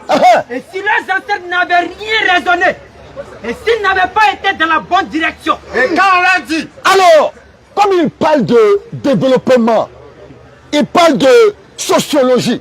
Frère, oublie un temps soit pas l'islam. Allons-y à l'époque de tes ancêtres. Parce que ni ton arrière-grand-père, ni ton grand-père, ni ta grand-mère ne connaissent Akhenaton, ne connaissent l'Égypte ancienne. Ne connaissent pas ça. Donc oublie l'histoire, oublie l'islam et montre-nous dans ton village, avant l'islam, quel était votre niveau de... Tu parles de développement. Donc tu vas nous définir, c'est quoi d'abord, de quel développement tu parles? Est-ce que tu parles du développement des buildings? Est-ce que tu parles du développement de belles voitures? De quel développement maintenant tu parles d'abord? Il faut nous définir ça. Et puis en fonction de ça, on va voir si l'islam a empêché tes ancêtres à se développer. L'une des plus grandes universités a été construite par une musulmane, une princesse, au Maroc. À Cordoue, l'une des plus grandes bibliothèques gérées par les musulmans. Toutes les sciences établies par les Grecs ou tout ce que vous connaissez ont eu leur paroxysme avec les savants musulmans. Sourate 9, le verset Ils ont récupéré ça et en offre. Sourate 9, le verset 122. D'accord. Les croyants. Il va me dire le mot hasard. Quelle est l'origine du mot hasard? Les croyants. Il va me dire ça tout à l'heure. Les croyants. Les croyants. N'ont pas quitté tous à leur foyer. Non. Pourquoi de chaque clan quelques hommes ne viendraient-ils pas s'instruire dans la religion Non. pour pouvoir à leur retour avertir le peuple? L'Afrique a retardé l'Afrique et l'Afrique continue de retarder l'Afrique. Nous avons déjà dit, désacraliser nos forêts, on va les exploiter. Désacraliser nos montagnes, on va sortir les nickel. Désacraliser les fleuves et les rivières, on va les exploiter. Arrêtez d'aller prendre de bois comme intermédiaire entre vous et Dieu. Alors que vous dites que Dieu est la nature et qu'en chacun de nous, il y a le divin. Mais si en chacun de nous, il y a le divin, et il y a le divin en toi, il y a le divin en l'arbre, pourquoi encore tu as besoin d'un intermédiaire qui est moins que toi pour atteindre ton Dieu? Surat 2, verset 186. Allah nous dit, et quand mes serviteurs t'interrogent sur moi, regarde l'islam, je n'ai pas besoin d'aller couper un bois. et quand mes serviteurs t'interrogent sur moi, Lorsqu'ils t'interrogent sur moi, alors je suis tout proche. je suis tout proche. Je réponds à l'appel de celui qui me prie quand il me prie. Et plus loin, il dit, je suis plus proche de vous que votre veine jugulaire. Et Allah dit dans le Coran, nous avons assujetti pour vous tout ce qu'il y a dans les cieux et sur la terre. Ça veut dire que l'être humain n'a pas besoin d'aller se mettre en genoux pour sacraliser un élément de la nature duquel il est le maître. Nous sommes le maître de la nature. Bien que faisant partie de la nature, Dieu nous a doté de l'esprit du discernement, la capacité de raisonner, la capacité de décider. Nous pouvons décider de dresser un chien, mais jamais un chien ne pourra dresser un homme. Surat 17, verset 70. Non. Certes, nous avons honoré les fils d'Adam. Les fils d'Adam ont été honorés et eux, les ancêtres nous ont amenés au déshonneur. Nous les avons transportés sur terre et sur mer. Souvent quand je cite l'exemple de mon arrière-grand-père, d'autres, ma grand-mère me parlait, on dit voilà, il dévalorise son grand-père. Le mec, quand il se fâche, sa fille, ma grand-mère me dit, il faut qu'on éventre une femme enceinte pour que lui se calme. Ça, on ne trouvera jamais ça dans les principes de l'islam. Jamais. Certes. Jamais. Nous avons honoré les fils d'Adam. Les fils d'Adam ont été honorés. Nous les avons transportés sur terre et sur mais mer. c'est eux qui ont décidé de se dévaloriser. Nous les avons attribué de bonnes choses comme nourriture. Allah nous dit dans le Coran, nous les avons nettement préférés. Ils sont comme des ânes qui transportent des livres alors qu'ils ne savent même pas en réalité l'esprit qui s'y cache. Salam alaikum. Je crois qu'à ce niveau, il y a trop de marmaille qui se fait, il y a trop de mensonges. Il faut que trop de mensonges. À ce niveau du débat, voilà. Je pense qu'il est intéressant de passer à la série de questions. Parce que chacun des débatteurs a donné son point de vue, a développé. On a compris. On a encore du temps, non? Et donc, chacun doit s'apprêter à recevoir les questions. Oui. Et en fonction des orientations, oui, on va développer davantage. Ok, d'accord. Parce que il y a trop de... on attend la série de questions. Okay. Il va falloir qu'on prenne des en attendant que les gens prennent les questions. Non, si tu te lances comme ça, ils vont aussi prendre du temps. Ah, ok, d'accord. Donc, pour un souci d'équité. Parce que là, ça me fait bouillonner et c'est oui, un souci d'équité. Ok. Il est souhaitable qu'on arrête là. Ouais, question. Il dit à qui il pose la question et voilà. On répond. Vous voulez la question? Mais après les questions, on aura une dernière. Vous posez la question à qui? Au vieux. D'accord, ok. Donc, allez-y, vous avez 2 minutes pour poser la question. Ouais. Oui. Vous avez parlé de Cheikh Anta Diop. Oui. Avec de ses écrits. Oui. J'aimerais savoir. Ouais. Cheikh Anta Diop. Ouais. Avec tous ces écrits qu'il a fait. Ouais. En quoi est-ce que ça vous profite, étant africain, et comment est-ce que vous développez avec? C'est ma question. Très bonne question. Il y a une autre question? Parce que c'est une très bonne question. Elle est très intéressante, pour être franc. Bon, on m'entend, non? Voilà, j'ai bien un micro ici. Ok. Alors, c'est très intéressant. Oui? La question, oui. Vas-y, pose. Oui, mais il y a une deuxième question. Ça va? Ok, d'accord. Mais j'ai déjà un micro. Voilà, ok. Alors, le travail de Cheikh Anta Diop, comme le travail de tous les scientifiques, profite.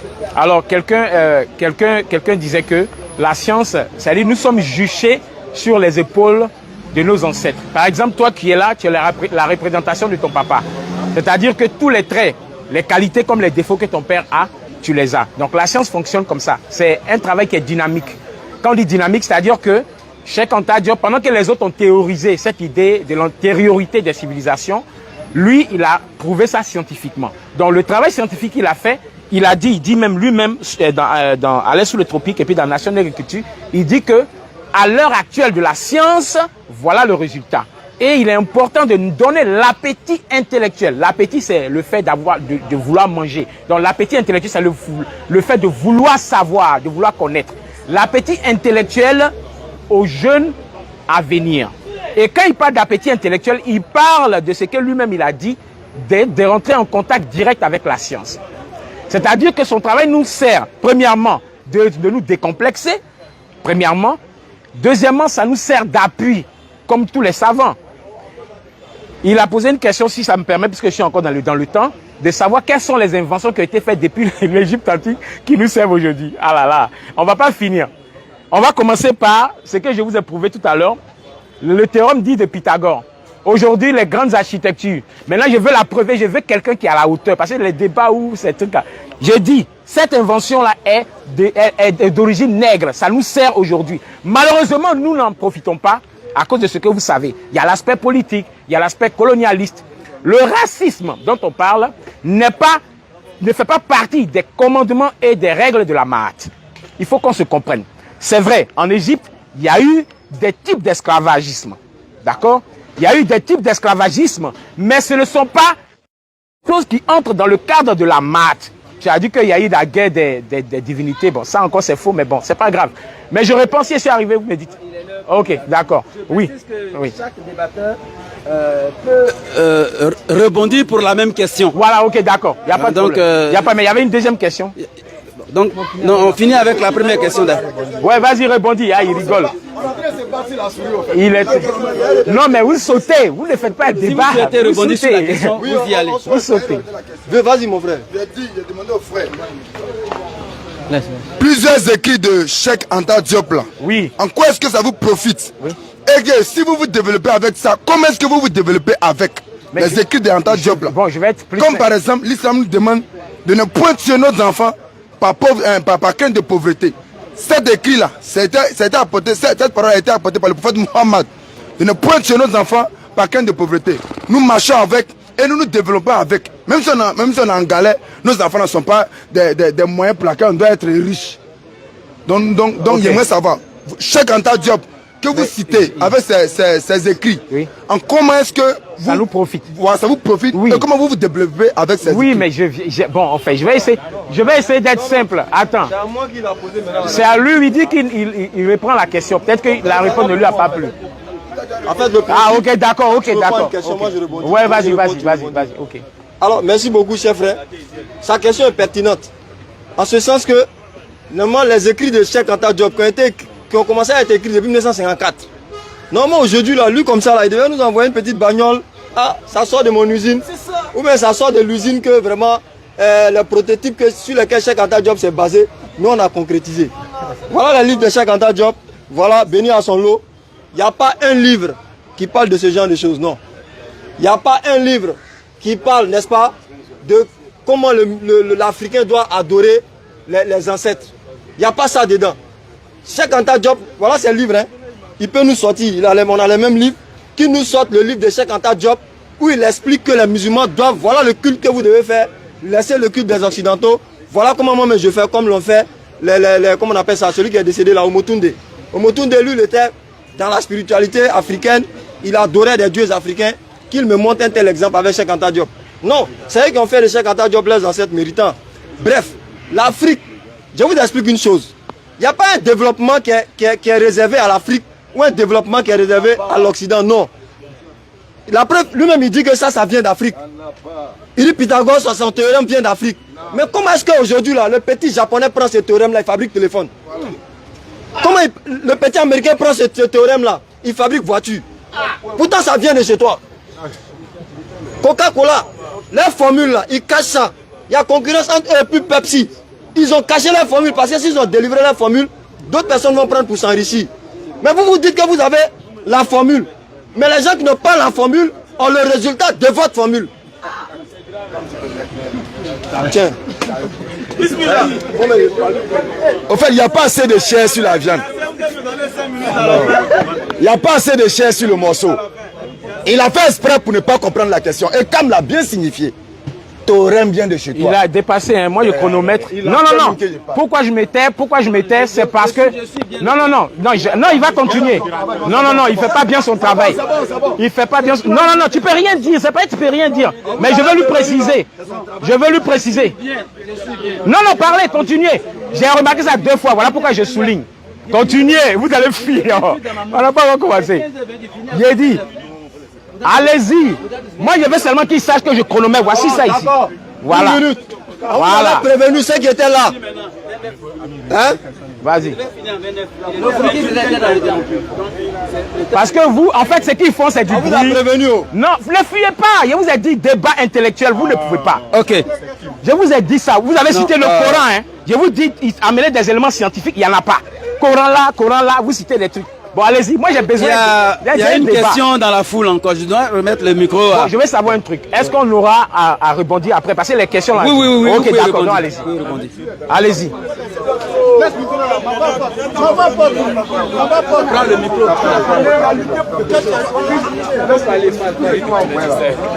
Ouais, Péco faut... Bon, d'accord, après... Tu es où ça?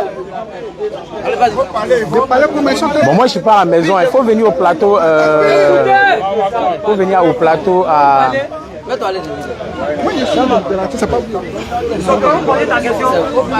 Bon, moi ma question va à l'endroit de Ben. Ben a parlé tout à l'heure que le bois que nos parents africains adorent là, c'est quoi? C'est du fétichisme. Mais moi, je voudrais revenir à lui pour lui demander, entre eux les musulmans, entre eux nos parents athées, celui qui adore le fétiche, entre guillemets, quand ils vont à la Mecque, avec les chrétiens, l'histoire de Jésus, tout ça là, quand ils vont à la Mecque, là, le caillou noir, ils s'en vont embrasser là. Avec le vieux qui est au village, qui adore caillou là, les deux ne sont pas la même chose. C'est pas la même adoration. Donc on parle de quoi? Pose la question. Parce que la question est posée. Non, ma question c'est que tout ce qu'ils sont en train de faire, ils ont plagié la culture sur la culture africaine. Ils ont plagié sur la culture africaine. Quel que soit Jésus. Non, voilà. Il a posé la question. Mais maintenant ma question, la signification de quand ils s'en vont embrasser la Kabbalah, et caillou noir là, ça veut dire quoi? Est-ce que c'est pas fétiche aussi? Est-ce que quand vous allez à la Mecque là, moi, je vais pas le caillou autour duquel vous tournez là, c'est pas du fétichisme? Moi, je vais pas parler. C'est le Coran même qui va parler. Voilà. Parce que si moi je parle, ça sera peut-être de l'orgueil. Le Coran même va parler. Surata 106, le verset 3. Qu'il adore donc. Le Seigneur de cette maison, la Kaaba, c'est un ensemble de pierres accompagné d'une pierre qu'on appelle la pierre noire. Et on te dit d'adorer le Seigneur de cette maison et non cette maison. Attendez. Qu'il adore donc. Le Seigneur de cette maison. Oh, vous adorez les morceaux de bois sculptés de vos mains, mais vous n'adorez pas le Seigneur qui a créé ces morceaux de bois. Voilà ta réponse. L'islam a plagié la culture noire. Hey! Attends, tu dis que l'islam a plagié. Calmez-vous. D'abord, il ne peut. Écoute l'enseignement, mon ami. Bon, donc l'autre frère va rebondir sur la même question. Voilà. Comment ça, il a laissé le micro? Alors, Tu vas rebondir après. Qu'est-ce qu'il y a? On va rien parler. Mon ami, calme-toi. ok. Donc le monsieur a été là dans un boubou, provenant des basins qui n'a même pas été fabriqué ici. C'est permet de dire que l'islam a plagié la culture africaine. Donne-moi un seul élément venant de la culture africaine qui a été plagié par l'islam. Tu as la parole. Non, c'est lui qui a... tu es trop agité, comme toi. Mais il est de mon temps et puis il fait du bruit. C'est pas lui, le monsieur on vous pose question, vous avez posé une question, c'est pas à lui de faire retourner la question. Tu n'as pas encore changé. Vous parlez un mot, vous parlez, lui veut savoir. Moi, il a la réponse. Il est de mon temps, il est en train de perturber. Tu n'as pas le droit de lui. Moi, vous donne le temps, mais soyez honnête. On te pose question, tu poses la question. Tu réponds à l'auditoire. Il est en train de pleurer, il faut le regarder pleurer. Si tu finis de pleurer, tu deviens lotus. Là, je vais pas modérer ça. Tu es en train de parler dans son temps. Tu vas appeler le vieux, mais tu n'as pas la sagesse d'un vieux. Donc je disais que mon ami qui a arrêté en Bazel là, s'il te plaît, tu dis que l'islam a plagié la culture, n'est-ce pas, africaine, alors que le vêtement même que tu as porté ne vient pas de chez toi ni de chez tes ancêtres. Donc qui est en train de plagier qui? Parce qu'on m'a dit de ne pas te poser question à savoir, je t'ai demandé un seul élément que tu crois être, n'est-ce pas, originaire de ta culture que l'islam a plagié, tu ne peux jamais me dire. Parce qu'en réalité, vous parlez pour parler. Vous ne parlez pas sur des preuves. Vous êtes là, vous faites valoir ce que vous pensez, ou bien la haine de l'Occident que vous avez. Mais tout ce que vous faites vient de l'Occident. Mais l'islam est venu vous dire non. Revenez à l'essence. Être humain, là, en tant qu'un noir, là, la peau, là, c'est pas ça que tu dois prendre pour te faire prévaloir sur les autres races. Au contraire, Allah dit dans la variété de vos idiomes et de vos couleurs, il y a des signes pour les doués d'intelligence. En réalité, ça, là, ça doit te faire réfléchir à l'origine de ta création et au but pour lequel tu es sur la terre. Et non pour essayer de mettre en avant la race noire comme étant supérieure à une autre race. Parce que l'islam vient dire qu'aucune race n'est supérieure à une autre que simplement dans la piété. Et la piété, c'est quoi? C'est le fait d'avoir un noble caractère. Et avoir un noble caractère, c'est s'éloigner de la corruption, s'éloigner de la fornication. C'est-à-dire, quand tu n'es pas marié. S'éloigner de l'adultère. C'est ça le noble caractère. C'est ce qui peut faire avancer l'Afrique. C'est pas vos pleurnicheries là. Okay. Vous avez le temps. C'est intéressant, mais j'ai l'impression d'avoir affaire à des gamins qui sont en train de sursauter. C'est ça en fait le vrai point. Alors je vais revenir sur la question et laissez-moi parler parce que quand il est venu, il dit qu'il bouillait, c'est la preuve qu'il n'est pas serein. Moi je parle avec des arguments scientifiques, il utilise un livre qu'on appelle Coran et puis il pense que ça sert d'argument. Moi je suis confiant que ce que je dis est fondé sur la réalité. Je vais commencer, j'ai dit la formule. Si vous avez entendu parler de, quand on appelle ça Archimède, quand on parle de poussée d'Archimède, ça vient de l'Égypte. Quand on parle de ce théorème, les fonctions, les carrés, tout ça existait. Donc, effectivement, il a raison, les autres se sont servis de ces formules pour se développer. Donc ça vient de chez nous. Au moins, tu sais que ça vient de chez nous. Ça, c'est ma bataille. Maintenant, que nous on soit derrière ou devant, il y a toujours une raison historique pour qu'un peuple régresse. Avant, c'était la Grèce. La Grèce est tombée, c'était Rome. Rome est tombée, donc ça existe. Donc si c'est ça qui est votre argument pour dire que oui, la culture africaine n'est rien, c'est que vous vous êtes foutu le doigt dans l'œil. Ça c'est le premier point. Le deuxième point qu'il a souligné, je dis bien scientifiquement, vous n'allez pas avoir d'argument. Quelqu'un n'a qu'à me sortir un argument et puis lui il a dit une fois que Mohamed est le plus grand scientifique. Je lui ai demandé une invention de Mohamed, il n'a pas trouvé. Mais moi je vais te dire que Cheikh Anta Diop a fait un laboratoire du carbone 14. Il a fait au moins un laboratoire qui sert d'appui. Voilà, donc il vaut 1000 fois mieux que Mohamed. Ça là, retenez ça bien. 1000 fois. Je répète, hein, parce qu'il ne s'agit pas de rester dans le motivisme, non. C'est-à-dire que non. Il faut qu'on soit honnête. Je répète, à la page 95, vous avez, comme on appelle ça, Nation d'agriculture, non. Prenez page 195. Je vais vous dire comment l'islam a copié. Tout ce qui a été copié, les prières, les moments de la journée. Et ça a été retrouvé dans les textes des pyramides. Vous partez en Égypte, vous allez à Karnak, dans les tombes, dans les textes des pyramides, vous allez trouver, c'est écrit là-bas. Voilà. Donc je reviens, je vais vous lire ça. Instruisez-vous, je vous ai dit, quand on va discuter là, instruisez-vous bien. Alors, je commence par où déjà? Bon, c'est tellement long. Bon, c'est pas grave. Écoutez, il y avait aussi... Bon, je vais commencer par là. On s'adressait, je vais prendre... Voilà. La seule triade vénérée était Vénus, Soleil, Lune. Comme à Babylone, le culte avait un caractère sidéral très marqué, solaire surtout. On priait au soleil, aux différents moments de son développement, quand le soleil bougeait, quoi. C'est ça, aux différents moments de son... Il n'y avait ni idolâtrie, ni image, ni sacerdoce. Ça, c'est scientifiquement que je vous parle là. C'est pas quelqu'un m'a révélé. Hein. En Égypte, là, nos ancêtres, là, ils n'avaient pas d'idolâtrie. Ce que vous appelez idolâtrie, et c'est pas pour vous offenser, consultez souvent le dictionnaire. Parce que j'ai l'impression que vous êtes tellement engrués dans ce système-là que vous pensez que... L'idolâtrie, c'est quoi? c'est diviniser une chose. Si vous ne connaissez pas Auguste Comte, il parle des 3 phases de la religion. Quand tu divinises une chose, c'est l'idolâtrie. Mais quand tu considères cette chose qui est naturelle comme une création de Dieu comme toi et moi, c'est pas de l'idolâtrie. Il faudrait que vous compreniez. Il y a beaucoup de gens qui font cette confusion. Nos ancêtres avaient du respect pour les bois. Quand ils vont, ils savent que cette table-là est là pour ma survie. Cette table-là, Dieu l'a fait pour que je survive. C'est mon médicament, c'est ma nourriture. Donc je ne peux pas venir la battre pour rien. Vous dites qu'on doit détruire les forêts. Aujourd'hui, le reboisement qui s'est fait en Occident, vous pensez que c'est quoi? C'est une écologie qui est fondée sur l'utilitarisme. Je vais vous dire aujourd'hui, hein, l'Afrique, là, il y a plus de vie qu'en Europe. Moi, j'y vis. J'y vis. Je peux faire le tour d'Europe comme je veux. Ça, tu as raison. Ça aussi, c'est un avantage. Mais une chose est sûre, c'est que la façon dont nous vous dites là, vous vivez là, c'est encore plus dangereux que ce que les Occidentaux veulent nous imposer. Parce qu'aujourd'hui, même, on veut nous imposer qu'un homme doit aller avec un homme. Pourtant, dans les règles de la maths, ça n'existe pas. Dans les règles de la maths, on ne dit pas que si ta femme refuse de te donner le truc, faut t'éloigner d'elle. Ou bien si tu crains même qu'elle va te désobéir, faut t'éloigner d'elle, faut la frapper. C'est écrit dans le Coran. Il y a beaucoup de choses qui sont écrites dans le Coran qui n'existent pas dans la maths. Si tu veux qu'on fasse une étude comparative, on va sortir les versets, mais on n'a pas assez de temps. Mon frère, ce que tu viens de dire là, c'est ça. C'est quoi l'idolâtrie?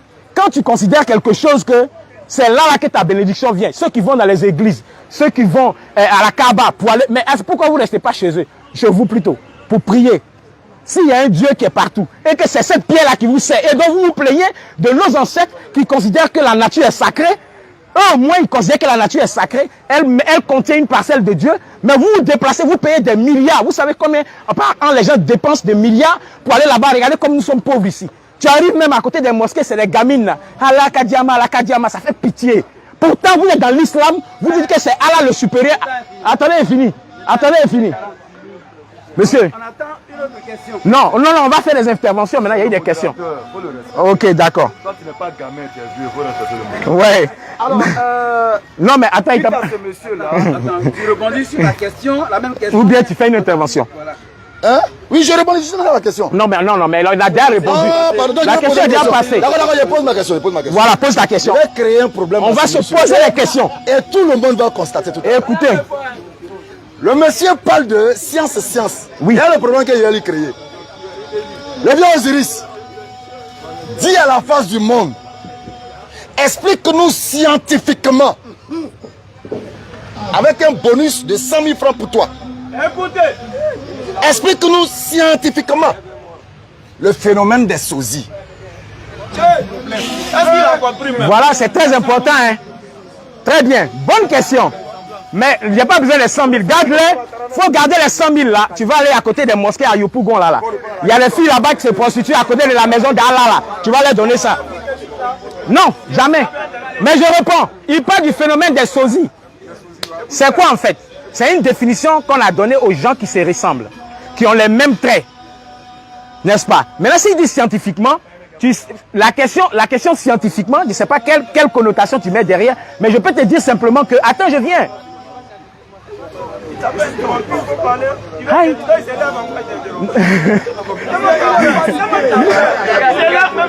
Le phénomène des sosies, là, écoutez, le phénomène des sosies, c'est juste, soit par coïncidence, parce que je viens, oui, effectivement, parce qu'il faut lire Jacques Monod, lui au moins il est scientifique, il a écrit Le hasard et la nécessité.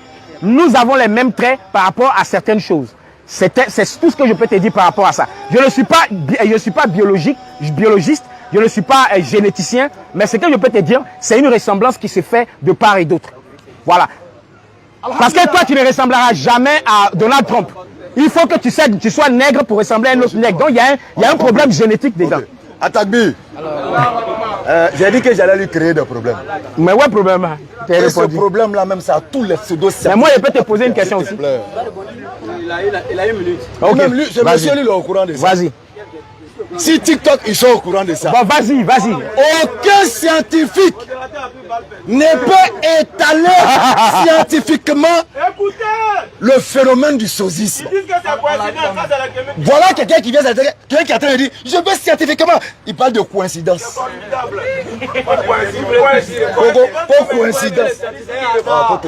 Toi, ça fait 10 ans que tu as posé cette question. Oh, mais vous perdez le temps. Après, ça vous dit on va aller prier. Oui, c'est comme ça ils font. Ils perdent le temps. Après, ils vont aller prier. Je vais lui donner des leçons.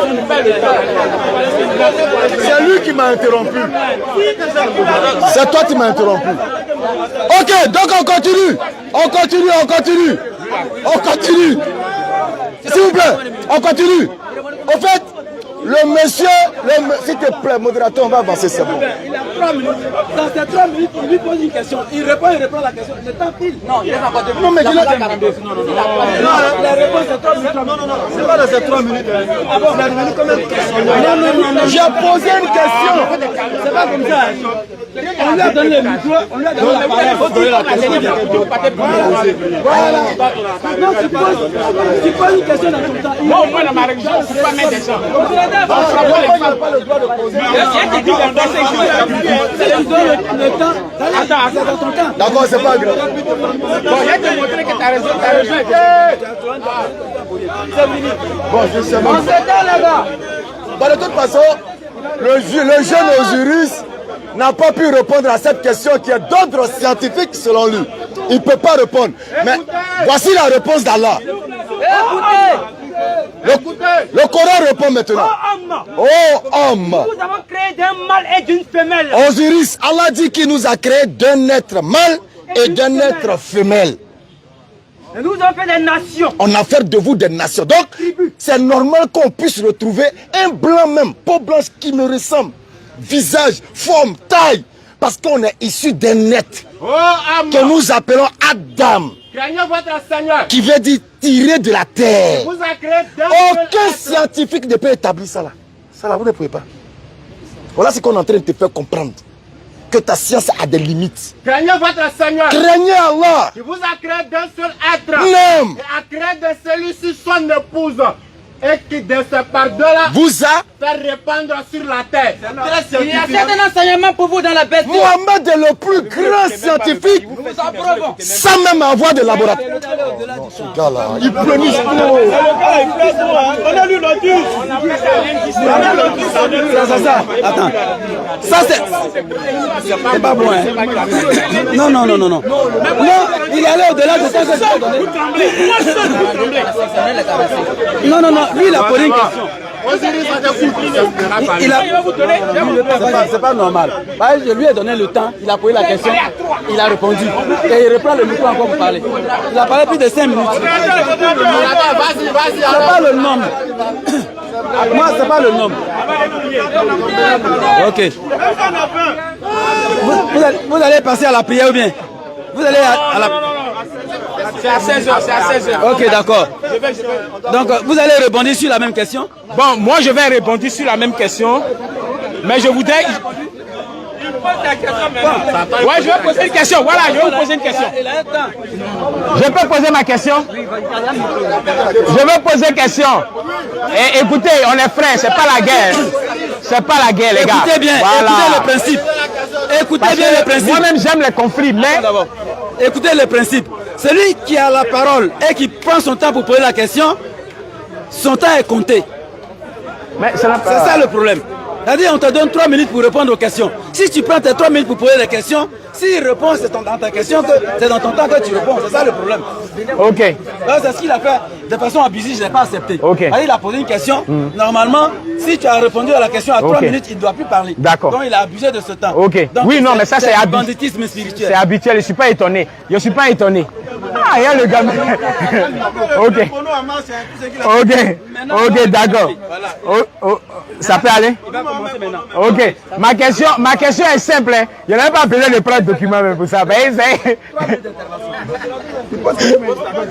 Je pose une question. Est-ce que, d'abord, c'est une question à 2 volets. C'est dans son temps. S'il veut, il pose question. Oh my God. Cash. Bon, voilà, Yedi. Moi, ma question est simple. Hein. C'est à 2 volets. Voilà. Yedi. Comment le Coran, parce que c'est vous dites spirituel, moi je pense que arrête de faire ça. S'il existe un Allah qui explique ce que tu as dit là, c'est sur quelle formule? Parce que nous on parle de science. Et écoutez, écoutez, moi je n'ai jamais dit que la science faisait tout. Nous on a l'honnêteté de dire qu'en science là, Voilà ce qu'on peut faire. On peut créer des photos, on peut créer des voitures, on peut créer tant. Voilà ce qu'on ne peut pas faire. C'est ça qui est la science.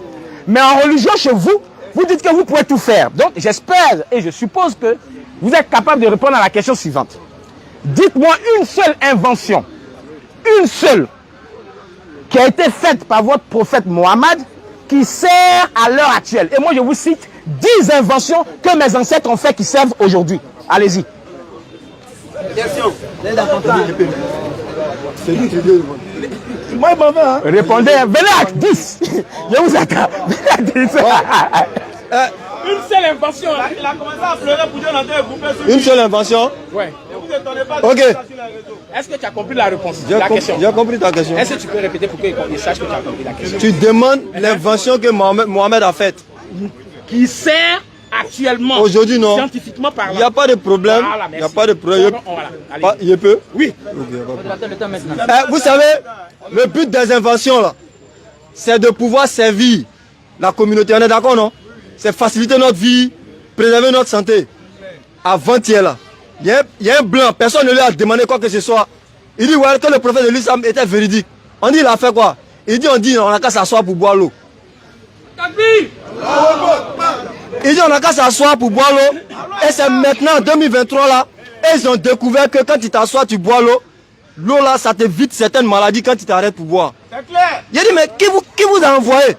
Qui vous a payé? Bon, ça c'est invention comportementale.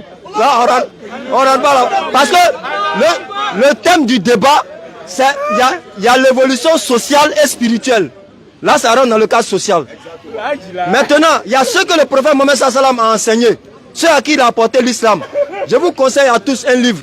Malheureusement, je ne l'ai pas envoyé. Le soleil d'Allah se lève sur l'Occident. Ce livre-là, je lui ai parlé de ça une fois sur un live TikTok. Je ne sais pas s'il a acheté maintenant. Le soleil d'Allah se lève sur l'Occident. Si tu cherches les inventions des musulmans, il faut aller derrière ce livre. Déjà dans la préface, tout est dit. Même le fait que les blancs se lavent quotidiennement, c'est les musulmans qui sont venus leur enseigner ça. C'est pas moi qui le dis, hein. C'est un Européen qui a écrit ce livre-là. Le soleil d'Allah se lève sur l'Occident. Mais Inch'Allah, bientôt, on va donner un coup sur ce livre-là sur nos différentes plateformes. Pour dire qu'en termes d'invention, l'astronomie, l'astrologie, toutes les notions que tu as en astronomie, en astrologie, et je termine par quoi? Le chiffre indo-arabe, le zéro. Sans le zéro aujourd'hui, toutes ces inventions ne sont pas possibles. Mais le zéro, qui a trouvé le zéro? Je te laisse répondre. Attends, parler un peu d'anglais. Attends, parler un peu d'anglais. Attends, parler un peu d'anglais. Faut te calmer. Non, mais il ne répond pas à la question. Invention. C'est incroyable. Tu veux demander l'invention était sur sa tête. Dis-moi.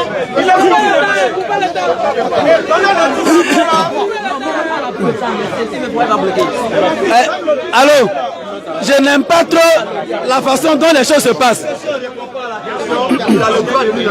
Non, écoutez, je n'aime pas trop la façon dont la question se passe. Parce que vous pouvez répondre à plusieurs, mais pas sur la même question. Écoutez bien. Écoutez bien, vous pouvez répondre à plusieurs, mais pas sur la même question. S'il y a une question qui a été posée, choisissez un. Non, non, non, non, non, non, non, non. Non, c'est pas ça. Non, non, non, non, non. Ouais, ça perturbe le temps. Voilà, écoutez bien le principe. Attends. J'ai dit, dans les 3 minutes là, lui il prend une minute, c'est pas pour ça perturbe les choses. S'il y a un qui se lève. C'est pas certaines choses. Non. Quand il nous défiait là, il me connaît, il connaît moi, il connaît Béni. Ouais. Il n'a pas dit camarade, je te défie. Il n'a pas dit Béni, je te défie. Il dit je défie les élèves d'Abdoumadi. C'est pas grave, c'est pas grave. Mais ce que je dis, écoute bien. Les arguments qu'on apporte là, est-ce que ça sort des 3 minutes? Non, attends, c'est pas ça. Ce que je dis là, s'il y a une question qui a été posée, on choisit un pour répondre. Non. C'est le temps. Ah, ça perturbe le temps. Une autre question. Une autre question. Ok. S'il vous plaît, s'il te plaît. Non, alors.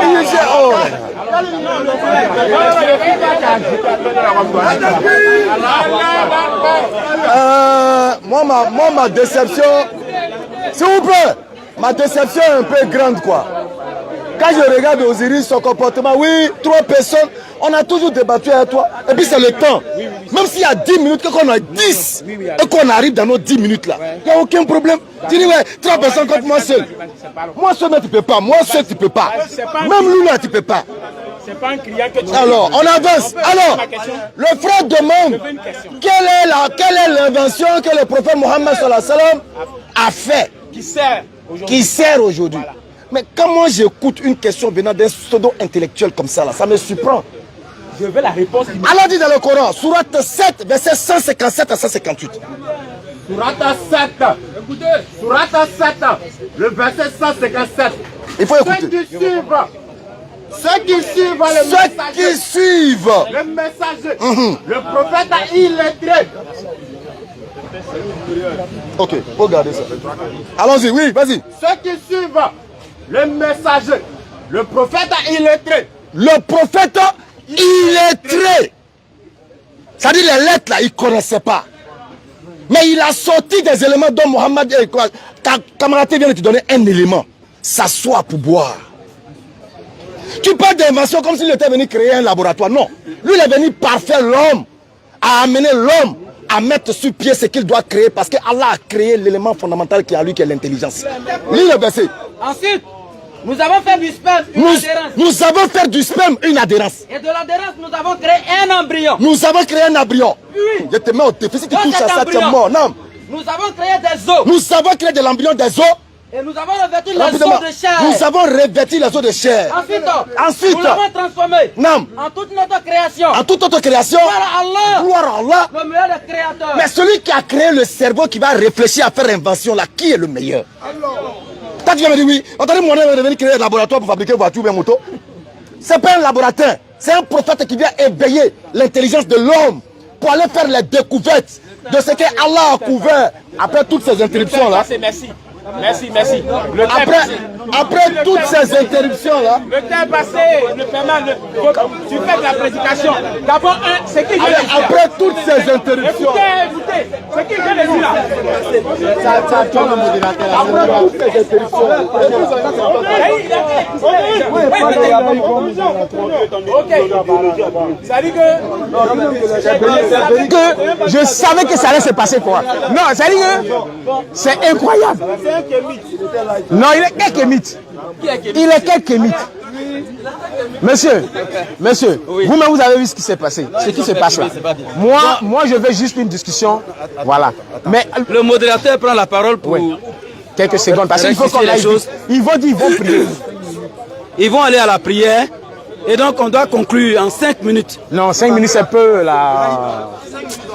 C'est pas... Vous allez vous imposer au modérateur. Ok, d'accord. L'heure de la prière, ouais. Bon, d'accord. Alors, qui commence, qui prend les 2 minutes? J'ai commencé en premier. Est-ce que tu sais que quand on totalise le temps, va lui, donne-leur, vas-y. Je ne suis pas pressé. Donne-leur. C'est lui qui conclut, c'est nous qui J'ai introduit. Vous concluez encore là, vous avez peur de ça. Vous devez raconter tout et n'importe quoi. Quand il y a les gens aussi, bon, sinon il y a trop de choses à démonter là, c'est pas vrai. Inch'Allah, de toute façon c'est un menu frétin. Mais bon, comme notre gosse, on nous appelle les junkies. Bon, moi personne m'appelle le junkie. Il fallait que je parle. Voilà, je ne peux pas voir un thème comme ça face à un et puis ne pas parler. Vous avez constaté, je vous ai dit d'entrer. Il ne fait pas le poids. Mais à travers lui, il fallait qu'on vous montre quelque chose, la véracité de l'islam. Et je pense que le scientifique a été défait sur une question scientifique et le Coran a répondu à la question scientifique. Donc si vous voulez chercher les causes du retard de l'Afrique, ce sont ces enfants, tout le monde le sait. Mettons-nous ensemble, que mytho, quoi, là où on invente des choses, là où on fait le progrès, on n'a pas besoin de religion là-bas. Tu es déjà chrétien, tu es déjà truc. Allons au progrès. Si tu es en retard, pas mettre ça sur l'islam, merci. Alors, l'islam n'a jamais dévalorisé la culture africaine. Mais l'islam dit de ne pas pratiquer le culte qui se trouve dans la culture. Sinon, porter son boubou Yakouba, aller assister à des festivités du village, l'islam n'est pas contre ça. Et d'ailleurs, même dans la culture, l'islam dit de trier toutes les cultures qui vont à l'encontre de nos mœurs. On rejette ça. D'abord, quand on a pris un truc, on a dit recouvert l'os de chair. Gare à toi si tu dis que le Coran dit que l'os a été créé avant la chair. Je vais te dire d'aller analyser l'image d'un alevin ou bien d'un fœtus de bébé, tu verras qu'il est transparent, que tu vois son squelette et la chair est en formation sur l'os. C'est de ça le Coran parle. Il dit que l'islam a dit de détruire les forêts. Là, Mohammed Père Bénédiction a dit, ne touchez pas à un arbre. Ne tuez pas les animaux qui n'ont pas de besoins alimentaires pour vous. Ne touchez pas aux vieillards, aux femmes, aux enfants. Mais attaquez ceux qui vous attaquent. Donc la déforestation là, nous on n'est pas dedans. Nous on respecte la nature comme on respecte Allah. Et on utilise la nature. Comment? Ouais, il dit c'est coïncidence. Non, il n'a pas compris, C'est sûr. Le scientifique dit que c'est une coïncidence. La science est devenue une coïncidence. Alors frère, chers frères, soyez fiers d'être musulmans. Comme le temps est très court, on va conclure là pour dire que le danger de l'Afrique, ce sont les Africains qui veulent ramener l'homme noir au racisme que les Blancs ont fait, qu'eux-mêmes sont en train de condamner en disant que l'homme noir est supérieur à toutes les races. Salam alaikum. Et à la coïncidence. Et à la coïncidence. La vraie connaissance, je vous dispense ça là, même s'il n'y a qu'une seule personne. Parce que la vérité n'a pas besoin de masse. Je réponds. Quand j'ai posé la question de savoir, parce qu'il a posé la question, c'est quoi le sozisme? J'ai dit c'est une coïncidence parce que la nature agit aussi par nécessité. Ça s'explique. Ça c'est le premier point. Mais quand j'ai posé la question, une seule invention, on ne m'a pas sorti l'invention. J'ai dit, moi je vais vous dire 10 inventions de mes ancêtres. Mais vous avez vous fié. Malheureusement, on ne peut pas. Ils ne pourront jamais, de maintenant jusqu'à demain. On dit que l'Afrique est en retard à cause des kémites. Nous qui disons que mon frère, toi là, tes ancêtres là, si tu n'avais pas élevé, nous là, les enfants qui sont nés sur le pot de bananier, on coupe leur nombril. On a des plantes qu'on connaît là. C'est ça qui a fait que nous vivons aujourd'hui. Vous voyez? C'est ça qu'on appelle l'indiscipline. C'est l'indiscipline. Vous voyez? Mais je continue. Mais c'est distrayant. D'accord. Donc, comme je disais tout à l'heure, nos ancêtres ont fait des choses. Et beaucoup de gens ne le savent pas. Et donc, pour vous distraire, pour ne pas que vous ayez cherché, les gens vont dire que tout ça, c'est de la sorcellerie. C'est mauvais. Mais je vous dis aujourd'hui, quand on prend l'islam en entier, ce n'est que le danger seulement. Parce que le traitement de la femme dans l'islam, c'est dangereux. Le traitement de ceux qui ne croient pas en l'islam, c'est dangereux. C'est écrit dans leurs livres. Et vous le savez très bien. Hein.